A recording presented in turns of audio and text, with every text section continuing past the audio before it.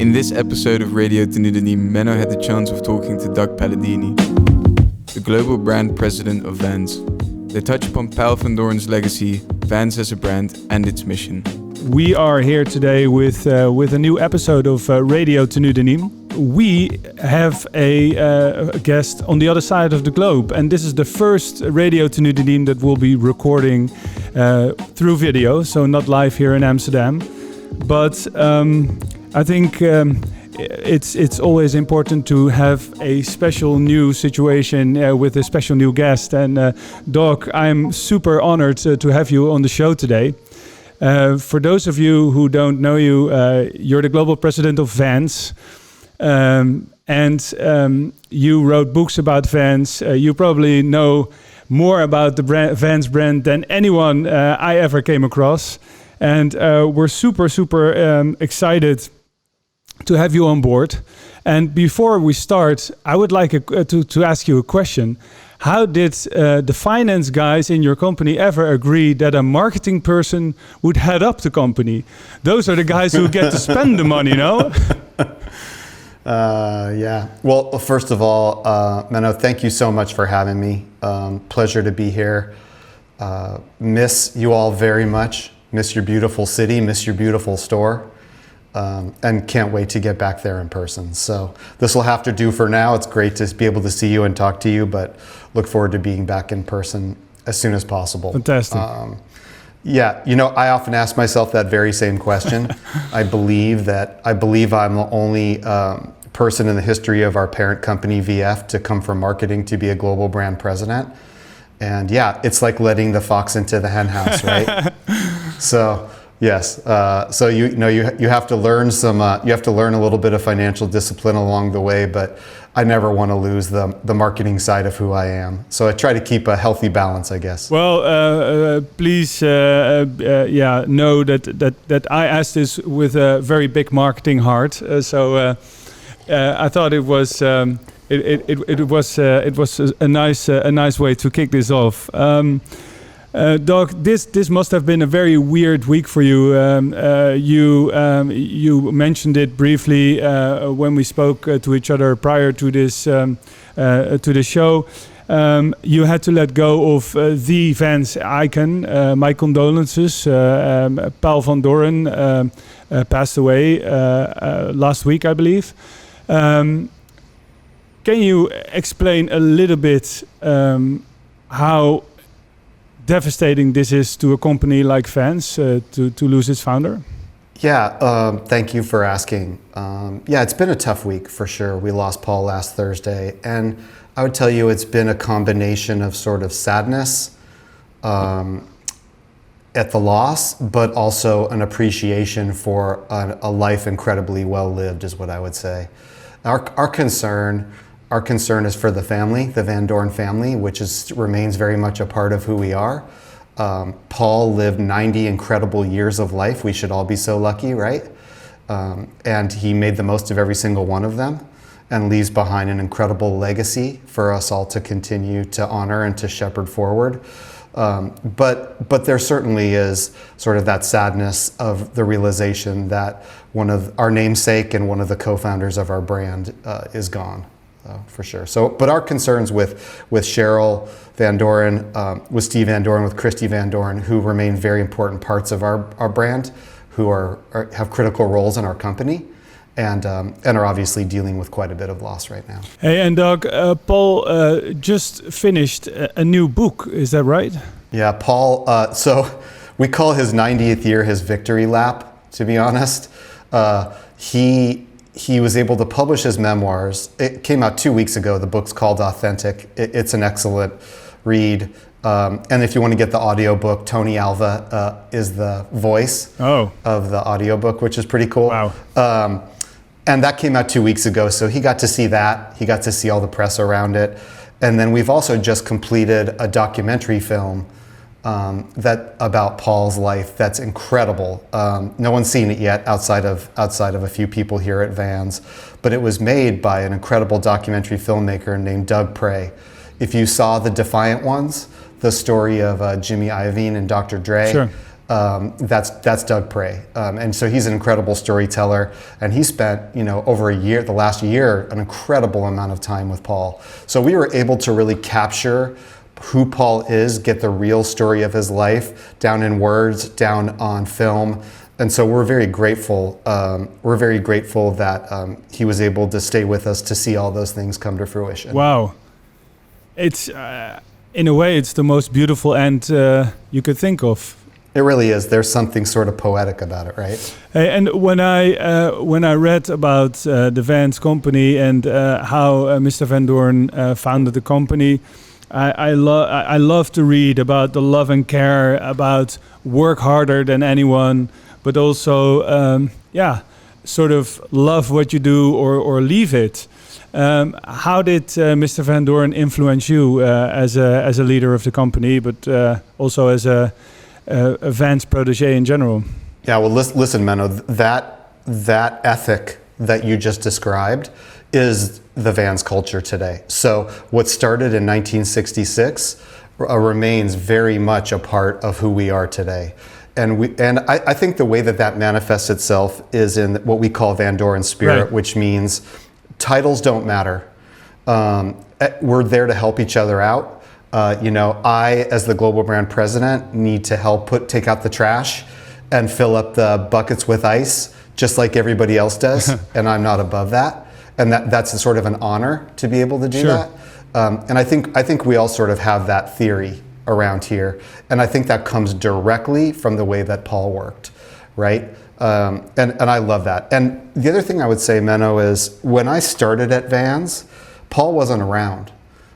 He had long since retired. His lifelong infatuation with horses had led him to move to Kentucky, which in the United States is sort of the horse breeding capital.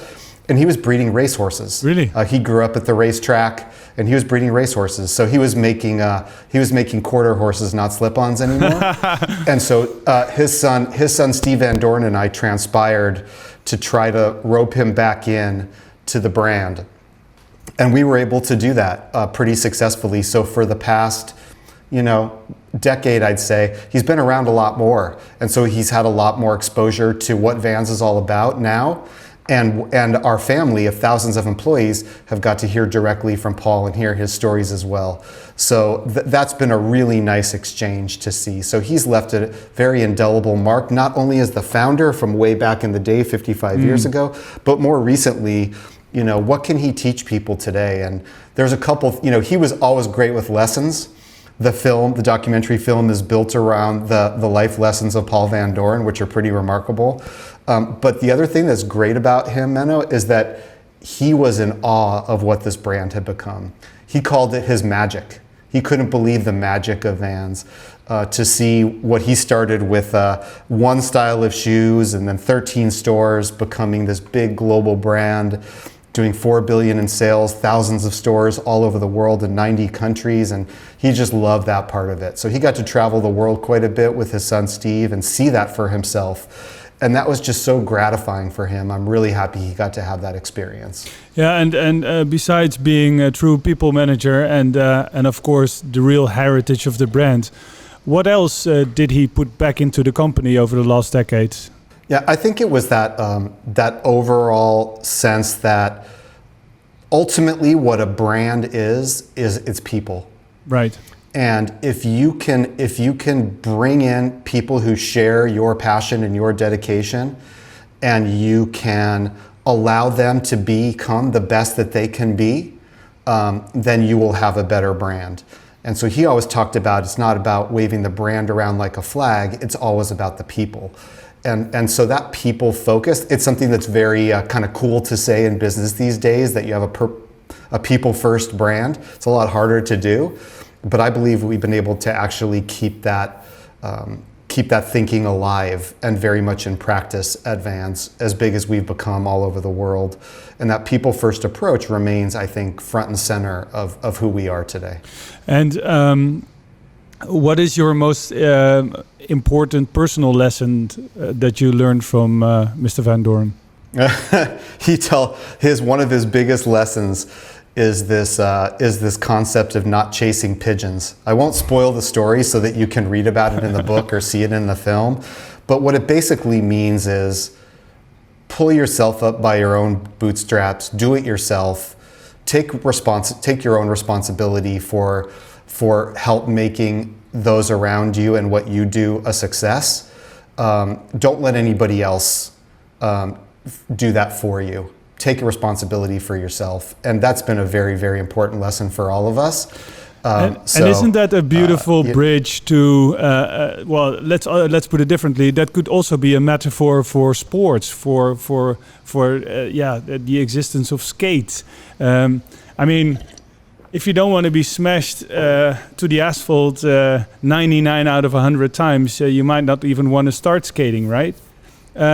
Is that maybe why this love story between Vans and skate sort of came together? Yeah, there's a few things there, Menno, based on your insight. The first thing I would say is Vans has always been very good about embracing misfits.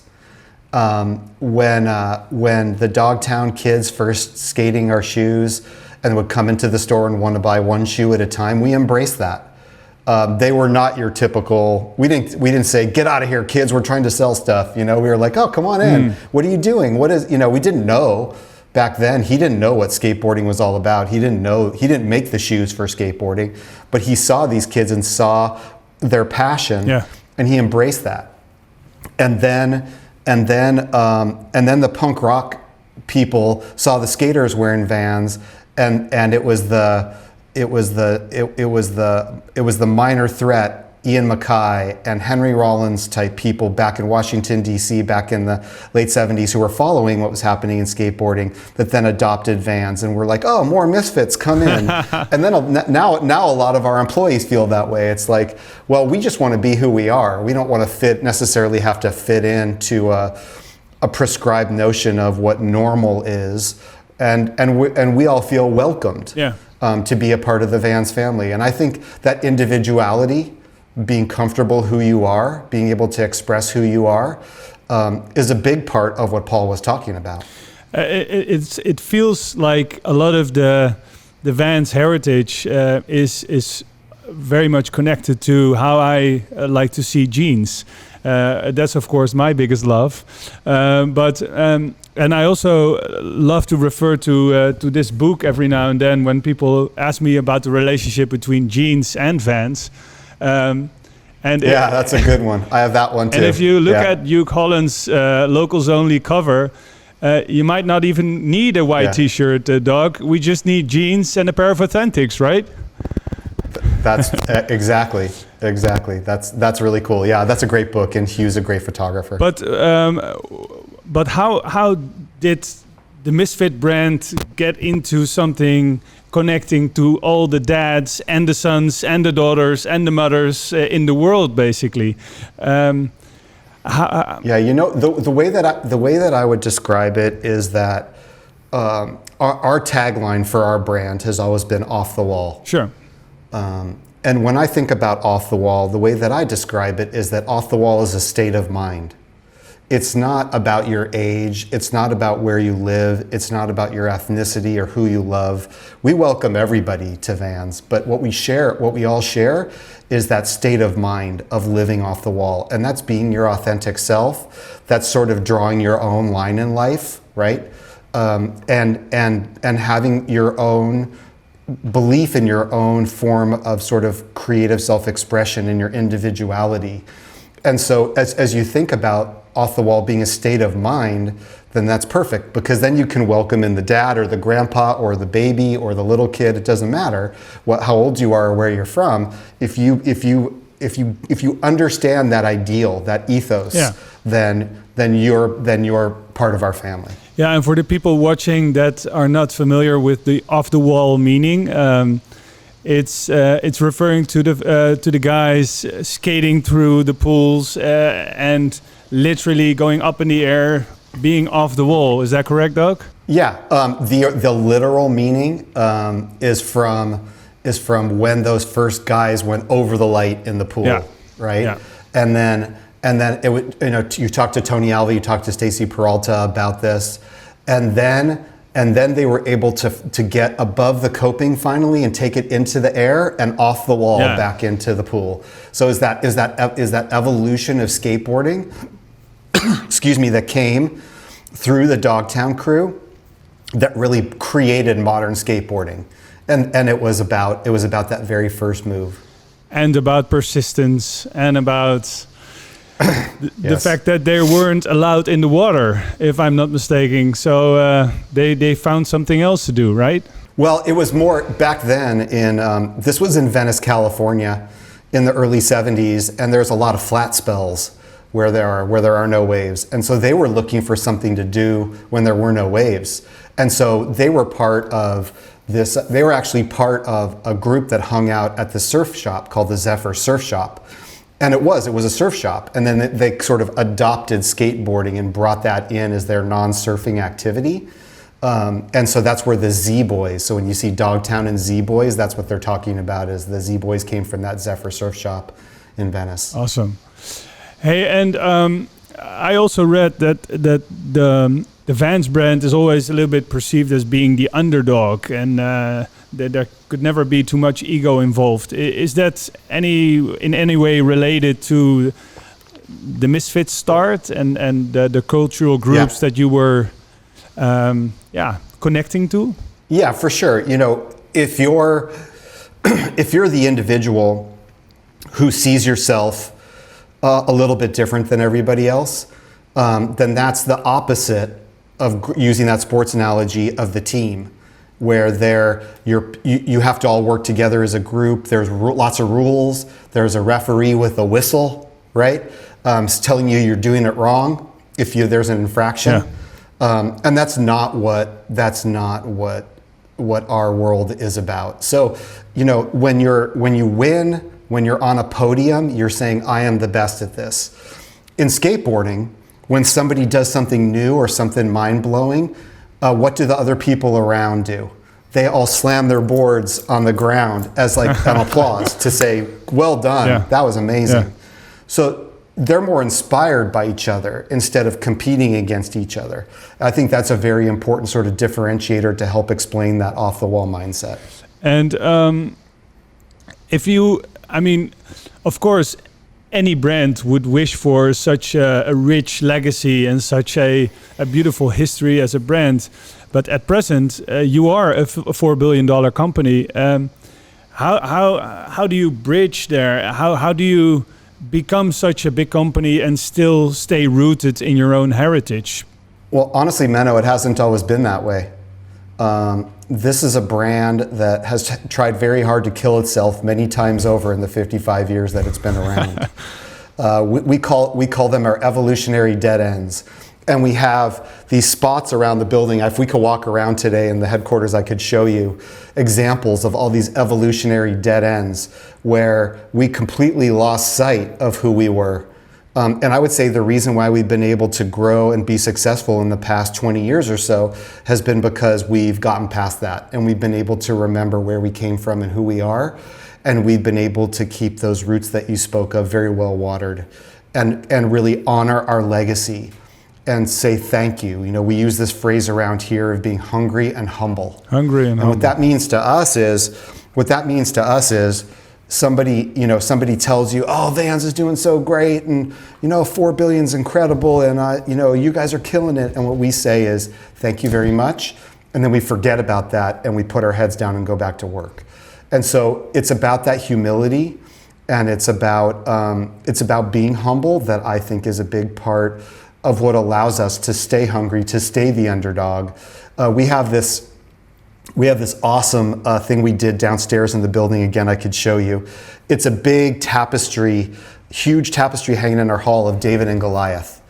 And David has his foot on Goliath's head in victory, that famous story, and he's wearing checkerboard slip-ons and Van socks in the tapestry. So it reminds us that we always want to stay a little bit on edge. Always keep a little bit of that sort of underdog philosophy in who we are and be that sort of challenger brand. And honestly, Menno, we're competing today against brands that are 8 times, 10 times bigger than we are. So there's plenty of rationale to remain humble. Yeah, and what I really admired from your book is that you basically celebrated your first 50 by saying, let's use this energy for the next 50. So in other words, okay, let's get back to work, right? And yeah, exactly. What I am very personally very inspired by is when I read about the creative expression that basically is rooted in the start of everything, where people could actually come with their own fabrics, or at least select fabrics at the Van Doren company, and basically create their own van shoes. And then if you flash forward and look at the present and see what customization and personalization brought to the market, you guys were ahead of time. Yeah, when Paul Van Doren started Vans in 1966 in Anaheim, California, right in the shadow of Disneyland there, he tells this great story of a woman who came in and said, oh, a shoe store, okay, which was weird enough because what he had done is he had bolted a little retail store on the front of his shoe factory. No one did that back then. There was no such thing as a mono-branded retail experience back then. Now it's, you see it everywhere. And he said, yeah, and she said, well, I like these blue ones, but they don't really match the color blue I want. He said, no problem. You bring me a piece of fabric with the right blue, and I'll make you shoes out of the fabric. And so she went and got a bolt of fabric and brought it to him, and he made her shoes and didn't charge her any extra for them, and she loved it. And it all came from there. And then later, we saw kids sitting in class with their legs folded, right, and they were doodling on the side of their shoe, right? So here, I'll show you an example. So this on the foxing tape here, on this part of the shoe, Jackson Pollock did these, so they're a little messy, but on here, kids were doodling on the shoe, and we're like, oh, that's very interesting. What could we do with that? And then so then when you walked into the store, and this is what I saw when I walked into the store in Los Angeles when I was a little kid, there was a D-ring full of all these different styles you could get on the foxing tape. And so it just kind of carried on from there. And like we would try to match up our shoes to our skate decks. That was the hookup back then. You wanted your shoes to match your deck, which I love doing and remember that very clearly, getting my shoes that way. And then today there's a very digital version, as is everything. There's a very digital version of that allows you to continue to be your creativity. But at Vans, we still believe that customization is the epitome of the creative self-expression that we seek from our fans. And if I'm not mistaken, this also applies to the birth of the checkerboard. Isn't that right, Doug? That's exactly where it came from. It came from kids doodling on their shoes. You sort of reverse out that color and you fill in. It's just a kind of an obvious thing. And so again, it's not that, one thing I just love about Vans is the organic nature of it. There's no like master plan. There's never been a master plan. It's just been kind of this constant evolution and progression and seeing things like, oh, that's very interesting. I wonder how that fits in. And then another group raises their hand and say, we love Vans. We want to be a part of your culture. I had this incredible experience, Menno, over the past many years of working with chefs and realizing that there's a whole community of chefs out there in the world who are incredible creative expressors, right? These people are built on creative self-expression, and they have the same attitude that skaters have exactly, and they're all wearing Vans, and we didn't know that. So then we said, okay, we need to welcome this group, this cohort into our family as well. So it's just been one thing like that after another at Vans, and this very organic build over time. It's been really, really gratifying. And I don't know if I ever told you, but I absolutely love the self-made Vans, and we like to do it ourselves every now and then here in Amsterdam at Tenue de Nîmes. Yeah, thank you for that. But that's what I'm talking about, Menno. It's so humbling for us to see really creative people such as yourself see that our shoes are literally a canvas for creative expression. Yeah. There's no higher calling for our brand. It's the ultimate thing our brand could expect. to have that. And so when people like yourself honor us by willing to put your creativity onto our product, that is the ultimate joy that we get out of doing what we do.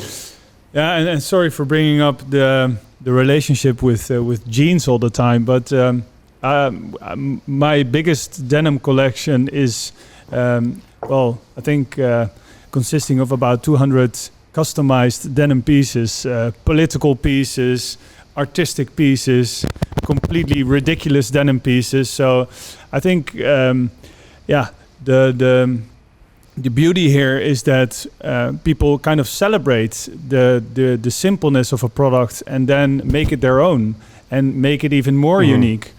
But what I'm also interested in is, besides all that creativity, the core is always almost too simple to be true. It's in a way it's unbeatable, and I think you elaborate on that in your book as well, because there is a paragraph in which you think you said that it's canvas shoes and a couple of great T-shirts and some related stuff, and it's almost impossible to compete with that.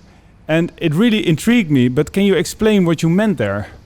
Because in a way, it is so simple. And why is it still something you can't just touch if you would like to? Yeah, I'll try my best. I don't know that I'll ever be able to fully explain it. It maybe is one of those things that's truly intangible about our brand. But there are a lot of brands out there, Menno, as you know, that thrive and survive through innovation. They have to create the next thing that allows you to perform better. They have to put more air in the shoe, or they have to do an even lighter foam or something like that. And that's not who we are. We don't compete on that, in that way of thinking. We try to stay focused on what we do well, which is that simplicity you're talking about, and have it be more representative of what I mentioned earlier about a state of mind. So when you join the Vans family, that our products are a representation of who you are, and they signal that your belief structure is built around this idea of being inspired by creative self-expression, of being inspired by seeing life a little bit differently in that off-the-wall way. And so the product itself doesn't have to do everything. It's more just a part of who you are as a human being. That's really important to us. I think that's it. So embracing the beauty of simplicity is, I think, incredibly powerful to our brand. And we try to really, whatever we do, we try to really not overcomplicate it, I would say. Yeah, and maybe because you made certain things so simple, it's often referred to not as a canvas or a leather shoe, but it's a skate high, or it's an authentic, right? It's something like ordering a Coke and not something else. So people can't take away that very unique part of it in a way. And but what I'm curious about is, what is your favorite pair of Vans? And I won't let you choose between your children, of course, but let's. I don't know how you answer that question, man. I don't know how you answer that question about denim, but it's a hard question to answer. Well, it's really hard. I always answer it as follows. It's like girlfriends. Today I love her the most. But sometimes, right. No. It's right. Well, I've been married for almost 31 years, so I can't really use that analogy. But I will tell you that it's very hard to choose. I'm constantly.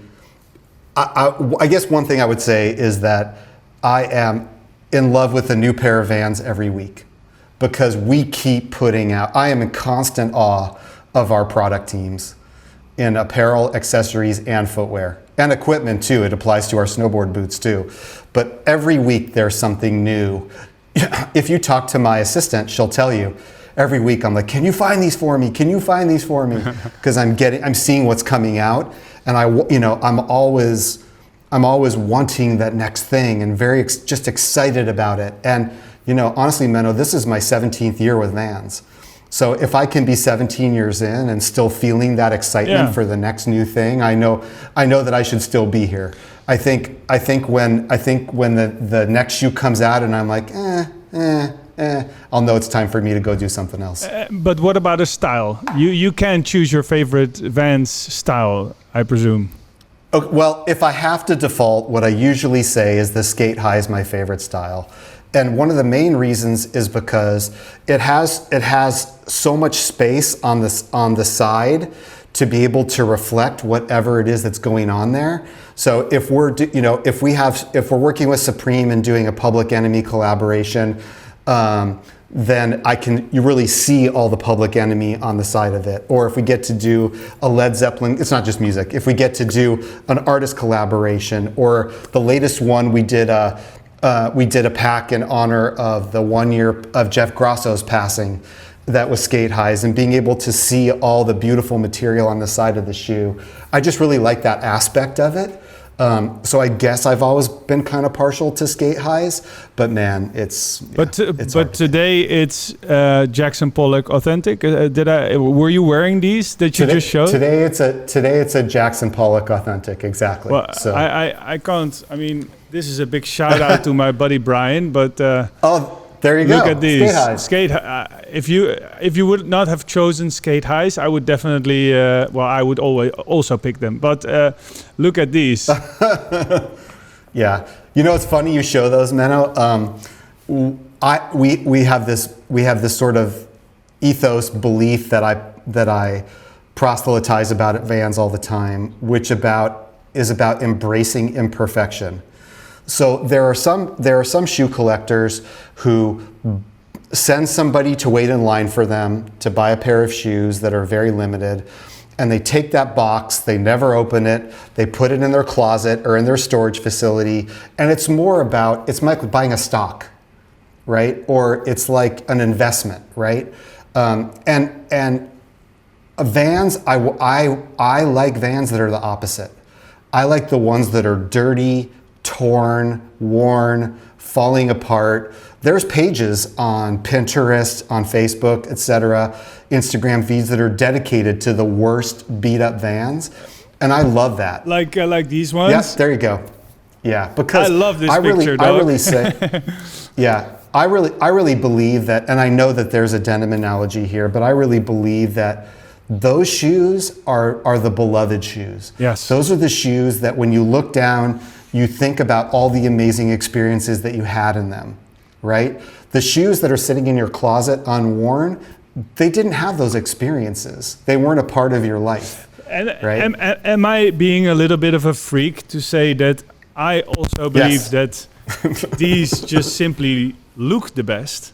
I mean, besides all the beautiful memories and all the crazy parties that these shoes attended probably, don't they just look amazing like this? I think so. I even spoke to your team in the Netherlands once, asking them if we could like replicate a totally beaten up pair, because I just like the look of it so much. And they asked me if it was time for my medication, but no. I think that especially people who are around Vans a lot will tell you that we really like them once they get scuffed up a bit. So totally agree with you, yes. And we're definitely on the same wavelength there. It's a wonderful feeling to know that you will back me up then. I will back you up, no medication necessary. And back to your personal life, Doug. What's your wait? We weren't talking about my personal life. What are you talking about? What's your first sort of memory to Vans shoes? Because I think you skate, and you also said something about matching your shoes to your deck. Is that when you personally found out about the brand? I moved to Los Angeles when I was 6 years old, and immediately fell into the love for Southern California and the lifestyle, and picked up all the kids on my street were skating, and I got a skateboard and my first pair of Vans, and we built a quarter pipe against the light at the end of the street, and would just spend every day out there. Stole all my dad's spare wood and kept the quarter pipe alive, and it's just been a part of my life ever since. So it started at a very young age for me, to be honest. And then when I got a little bit older, started getting into surfing, same thing. and then snowboarding when I got a little bit older than that. And so it's just always been a part of my life. So I'm very grateful to be able to work on a brand that's been so sort of sincerely a part of my life forever, almost forever.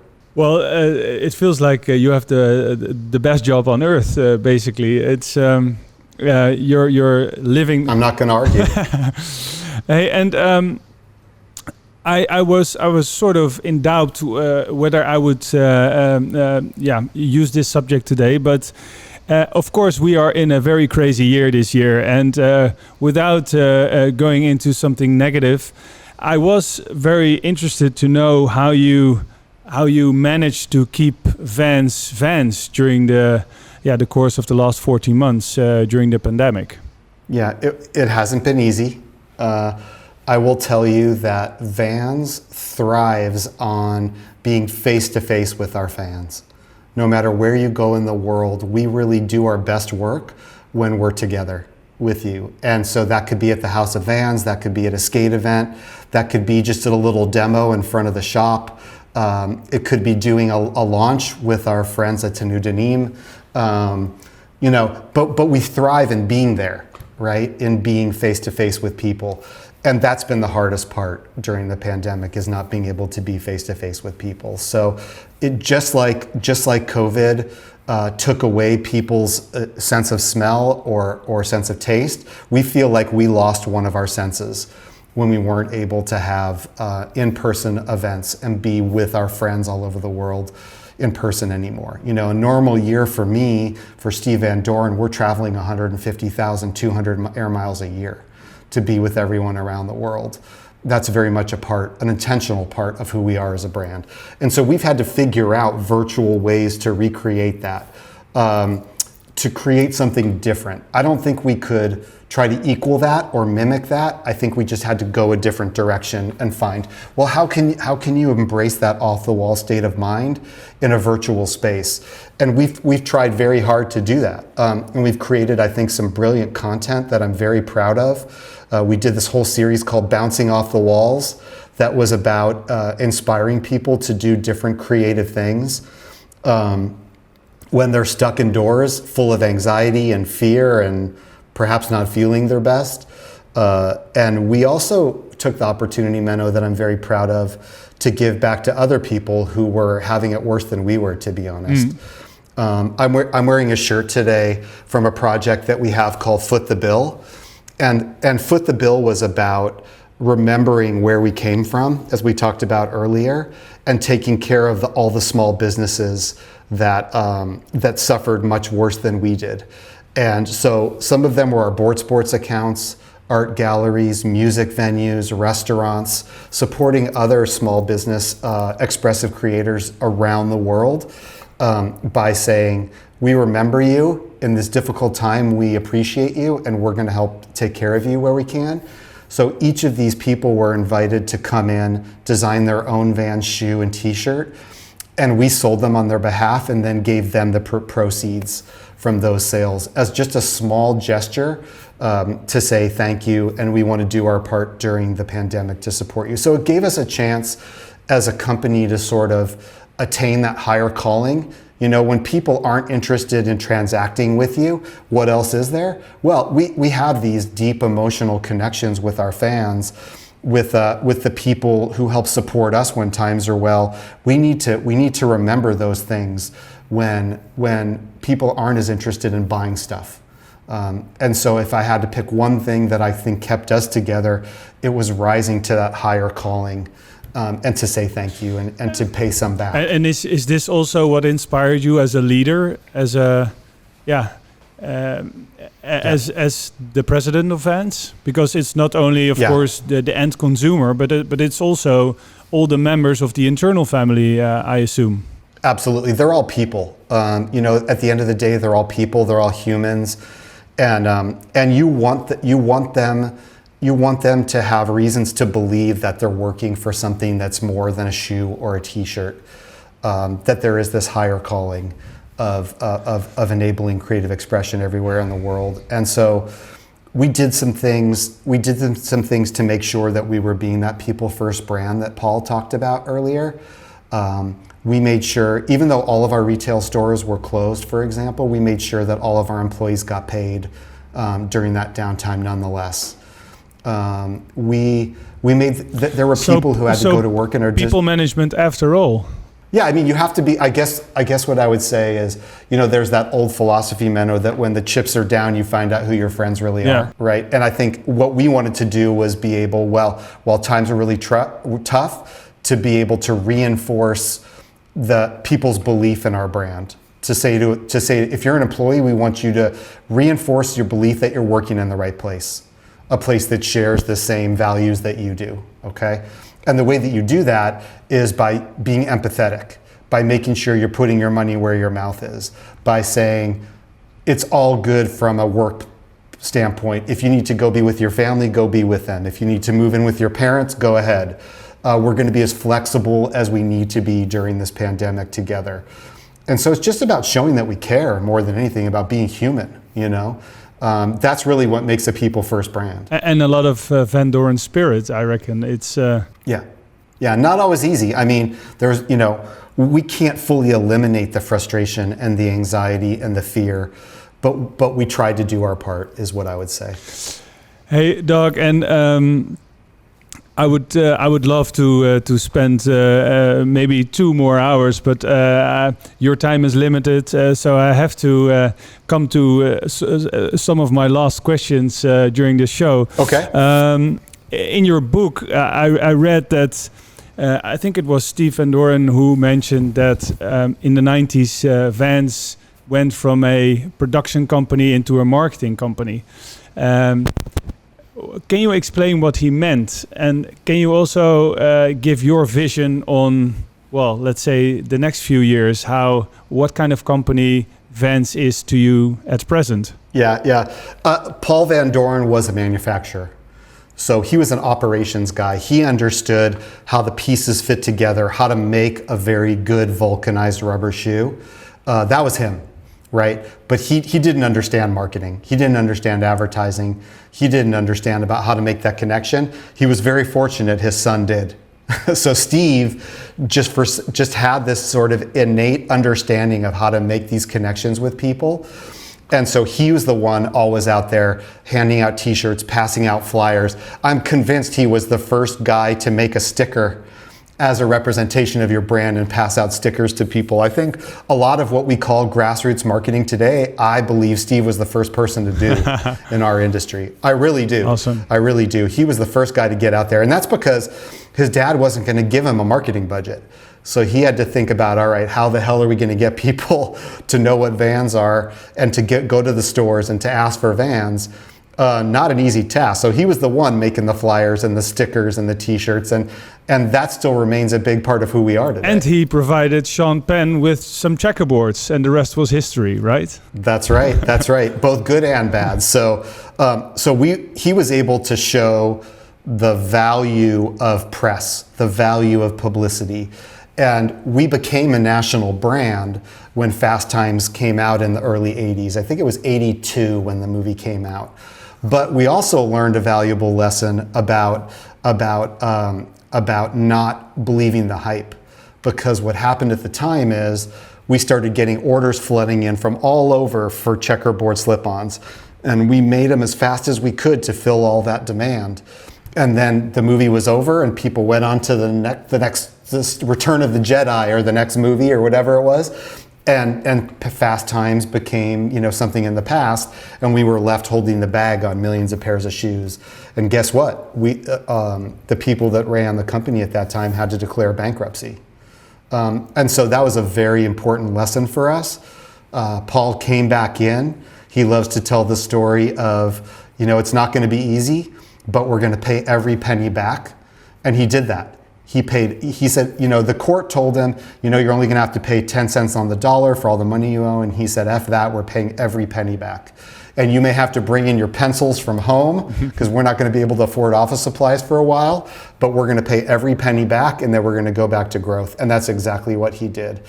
So we all try to keep that story alive to remind people that you don't want to follow the next thing. You want to make sure that you're being disciplined around your business strategy. And I think that's enabled a lot of the growth that we've had in the past 20 years or so, is remembering some of those difficult times that we had when you were bringing in your own office supplies. But it also brings back a lot of love for the company, I guess. And going back to basic every now and then creates also creativity and good spirit. Hey, and last but not least, Doug, if I would ask you to the next 10, what is the most important thing that you would like to accomplish with Vans and with you as the leader of the company? Yeah, I would like everyone in the world who cares about creative self-expression to see that Vans is a brand that truly, sincerely, and meaningfully believes in that same thing. And welcome those people into our family all over the world. We're in 90 plus countries around the world right now. So we really want Vans to be the global icon of creative expression. And that would be, I would say we're maybe, 50% the way there. But we really, that's really our objective. And we want to enable that. We want people to find, rediscover, or discover for the first time that thing that really ties us all together as human beings, and that's our creative inner selves. That's such a powerful part of our lives. That's such a place that brings joy to us, right? You know that as a very creative person yourself. It's a very important part of who we are. So enjoy the moment, but then after, aim high and get to work, right? Exactly. Roll up your sleeves, get a little dirt under your fingernails. As you say, get the blue on your hands, right?